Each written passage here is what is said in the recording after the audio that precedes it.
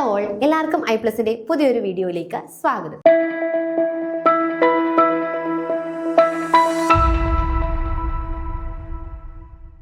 അപ്പം നമുക്കറിയാമല്ലേ, നിങ്ങൾ സെറ്റ് എക്സാമിന് പ്രിപ്പയർ ചെയ്തുകൊണ്ടിരിക്കുകയാണെങ്കിൽ സ്ഥിരമായിട്ട് നമുക്ക് ക്വസ്റ്റ്യൻ പേപ്പേഴ്സിൽ കാണുന്ന ഒരു പോർഷനാണ് ക്രോമോസോമൽ ഡിസോർഡേഴ്സ് എന്ന് പറയുന്നത്. എല്ലാ എക്സാമിനും 1 മാർക്ക് ഈ ഒരു പോർഷനിൽ നിന്ന് എന്തായാലും ചോദിക്കാറുണ്ട് അല്ലേ.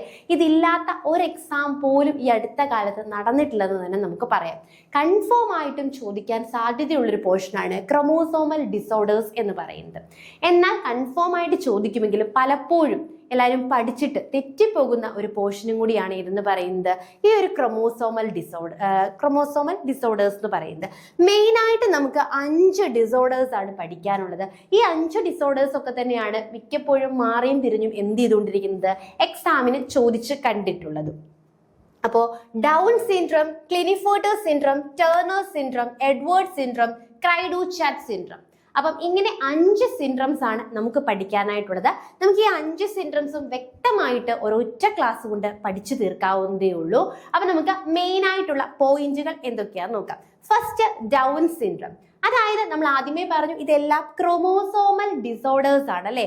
നമ്മുടെ ക്രോമോസോമിന്റെ നമ്പേഴ്സിന് എന്തെങ്കിലും വ്യത്യാസം ഉണ്ടാവുന്നത് മൂലം ഉണ്ടാകുന്ന ഡിസോർഡേഴ്സ് ആണ് ഇതെന്ന് പറയുന്നത് ഈ സിൻഡ്രംസ് എന്ന് പറയുന്നത്. സോ നമുക്ക് ആദ്യത്തെ ഡൗൺ സിൻഡ്രം എന്ന് നോക്കാം. അതായത് നമുക്കറിയാം ക്രോമോസോമുകൾ എല്ലാം എന്താണ്, പെയറായിട്ടാണ് ഇരിക്കുന്നത് അല്ലെ. അങ്ങനെ പെയറായിട്ട് ഇരിക്കുന്നതിൽ 21ാമത്തെ ക്രോമോസോമില് എന്ത് ചെയ്യുന്നു, ഒരു എക്സ്ട്രാ കോപ്പിയും കൂടി ഉണ്ടാവുന്നു. 21ാമത്തെ ക്രോമോസോം ഇതാണ്. ഇങ്ങനെ ഇരിക്കുന്ന 21ാമത്തെ ക്രോമോസോമിലേക്ക് ഒരു എക്സ്ട്രാ കോപ്പി കൂടി വരികയാണെന്ന് വെച്ചു. So trisomy of the 21st chromosome ആണ് എന്തിന് കാരണമാകുന്നത്, ഡൗൺ സിൻഡ്രത്തിന് കാരണമാകുന്നത്. ഡൗൺ സിൻഡ്രത്തിന് കാരണം എന്താന്ന് ചോദിച്ചാൽ 21ാമത്തെ ക്രോമോസോമിലേക്ക് ഒരു എക്സ്ട്രാ ക്രോമോസോമും കൂടി വരുന്നതാണ് എന്തിന് കാരണം, നമ്മുടെ ഡൗൺ സിൻഡ്രത്തിന് കാരണം. Next, Klinefelter syndrome. അപ്പൊ നമുക്ക് ഇതിലെ ടോട്ടൽ ക്രോമോസോം നമ്പർ എത്രയാവും? നമ്മൾ എല്ലാ ഹ്യൂമൻസിലും 46 ക്രോമോസോമുകൾ ഉണ്ടല്ലേ, അല്ലെങ്കിൽ 23 പെയർ ഓഫ് ക്രോമോസോമുകളാണ് ഉള്ളത്. ഇതിൽ 46 ആണ് നോർമൽ ആയിട്ടുള്ള ഹ്യൂമൻ ബീങ്സിന് ഉള്ളത്.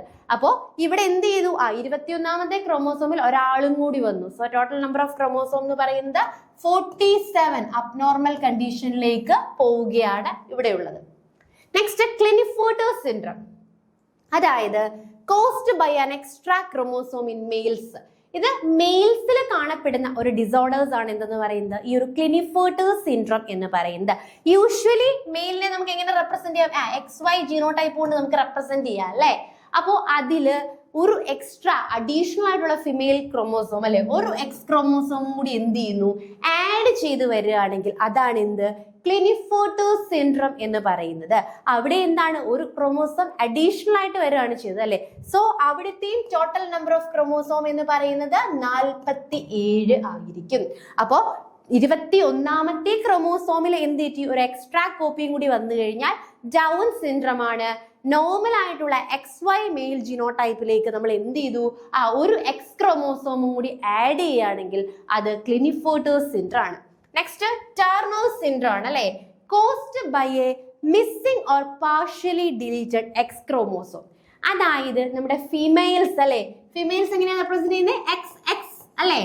ഇതിൽ ഒരു എക്സ് ക്രോമോസോം പാർഷ്യലിയോ കംപ്ലീറ്റ് ആയിട്ടോ മിസ്സായിപ്പോയി, ആഡ് ചെയ്യപ്പെടുകയല്ല, ഒരാൾ പോവുകയാണ് ചെയ്തത് അല്ലെ. സോ എന്ത് പറ്റി, ടോട്ടൽ നമ്പർ ഓഫ് ക്രോമോസോമിക്ക് 45 ആയിട്ട് മാറുകയാണ് ചെയ്തത്. ഇത് മൂന്നും ക്ലിയർ ആയോ? Down syndrome, Klinefelter syndrome, Turner syndrome. അതായത് ഡൗൺ സിൻഡ്രത്തിലേക്ക് വരുമ്പോൾ 21ാമത്തെ ക്രോമോസോമിൽ ട്രൈസോമി ഉണ്ടായി അല്ലെ, അതുമൂലമാണ് ഡൗൺ സിൻഡ്രം ഉണ്ടാവുന്നത്. ക്ലിനിഫോർട്ടർ സിൻഡ്രം എന്ന് പറയുന്നത് മെയിൽസിലാണ്. ക്ലിനിഫോർട്ടർ, ക്ലിനിക്കൽ, മെയിൽ എന്ന് ഓർത്താൽ മതി. So Klinefelter syndrome male usually XY ആണ്. അതിലേക്ക് നമ്മളൊരു എക്സിന്റെ എക്സ്ട്രാ കോപ്പിയും കൂടി ആഡ് ചെയ്ത് കൊടുക്കുന്നു. നെക്സ്റ്റ്, ടേർണർ സിൻഡ്രം ആണ്.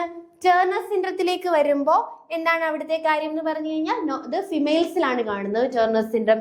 നോർമൽ ആയിട്ടുള്ള XX ക്രോമോസോമില് ഒരു എക്സ് പെയർ എന്ത് ചെയ്യുന്നു, അല്ലെങ്കിൽ ഒരു എക്സ് എന്ത് ചെയ്യുന്നു, പാർഷ്യലി അല്ലെങ്കിൽ ഫുള്ളി ഡിലേറ്റ് ആയി പോവുകയാണ് ചെയ്യുന്നത്. സോ അവിടുത്തെ total number of chromosome 45. Then Edwards syndrome caused by an extra copy of chromosome 18.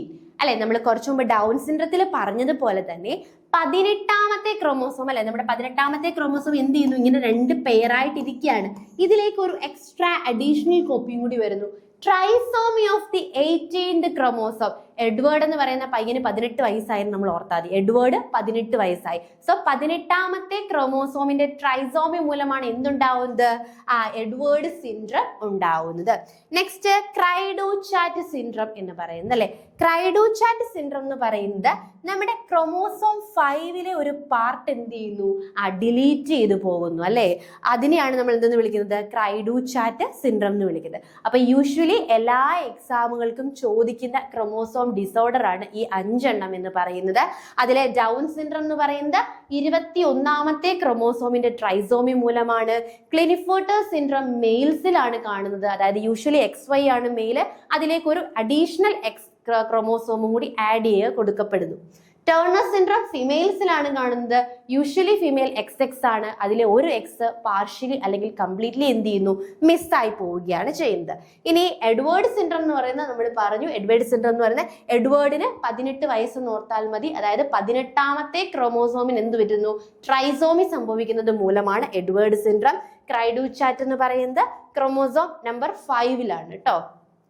ഇനി നമുക്ക് ഇതിന്റെ മെയിൻ ആയിട്ടുള്ള ഒരു സിംറ്റംസ് നോക്കാം. ജസ്റ്റ് സിംറ്റംസ് മാത്രം ഒന്ന് നോക്കാം. ഡൗൺ സിൻഡ്രം എന്ന് പറയുന്നത് എല്ലാം എന്തായിരിക്കും, ഡിസബിലിറ്റീസ് ആണ് അല്ലെ. ഇന്റലക്ച്വൽ ഡിസബിലിറ്റി, ഡിലൈഡ് സ്പീച്ച്, അതുപോലെ തന്നെ ഫിസിക്കൽ ഫീച്ചേഴ്സ് ഒക്കെ ഡിസ്റ്റിങ്ക്റ്റ് ആയിട്ടുള്ള ഫിസിക്കൽ ഫീച്ചേഴ്സ് ആയിരിക്കും ഇതിലുള്ളത്. നെക്സ്റ്റ് ക്ലിനിഫോർട്ടർ സിൻഡ്രം ആണ്. ക്ലിനിഫോർട്ടർ സിൻഡ്രം ഉള്ളത് സ്റ്റോൾ ആയിട്ടുള്ള സ്റ്റാച്ചർ ആയിരിക്കും.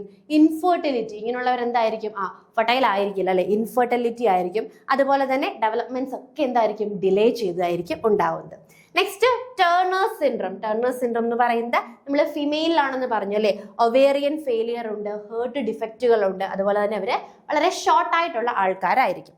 നെക്സ്റ്റ് എഡ്വേർഡ് സിൻഡ്രോം എന്താണ്, മെയിൻ ആയിട്ടും മെയിൻ ഡിസബിലിറ്റീസ് ആണ്. അത് മാത്രമല്ല ഹേർട്ടിന് ഡിസീസുകൾ ഉണ്ടാവാം. ഇതൊക്കെയാണ്, ഇതെല്ലാം കോമൺ ആയിട്ടുള്ള ക്രോമോസോമൽ ഡിസോർഡേഴ്സിന്റെ എന്താണ്, മെയിൻ ആയിട്ടുള്ള ക്യാരക്ടറിസ്റ്റിക്സ് ആണ്. പിന്നുള്ളത് നമ്മുടെ ക്രൈഡു-ചാറ്റ് സിൻഡ്രം ആണ്. അവിടെ നമുക്ക് ഇങ്ങനെയും ക്വസ്റ്റ്യൻ ചോദിക്കാം അല്ലെ. ഹൈ പിച്ച്ഡ് ആയിട്ട് കുട്ടി എന്ത് ചെയ്യും, കാറ്റിനെ പോലെ കരയുന്ന, അതാണ് എന്നെ ക്രൈഡു-ചാറ്റ് സിൻഡ്രം എന്ന് വിളിക്കുന്നത്.